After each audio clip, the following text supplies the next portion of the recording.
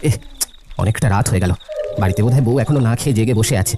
দূর দূর, ভালো লাগে না। কেন যে দুটো পয়সার জন্য ওভার টাইম করতে গেলাম, তাহলে এতক্ষণ বাড়িতে কম্বলের তলায় ঢুকে আরামসে ঘুমানো যেত।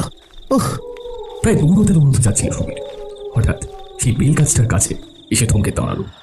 এটা সেই বেল গাছটা না? গ্রামের লোকেরা বলে এখানে নাকি একটা শাঁকচুন্নি রয়েছে।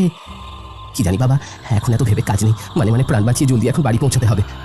গাছটার সামনে দিয়ে দৌড়ে যাওয়ার সময় হঠাৎ কিসে যেন একটা হোঁচট খেয়ে ফুঁড়ে খেয়ে মাটির উপরে পড়লো সুবীর। আহ, কিসে আবার হোঁচট খেলাম? কি ব্যথা করছে!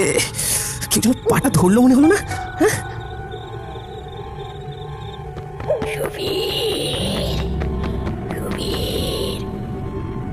কেউ পিছু করছে মনে হচ্ছে না?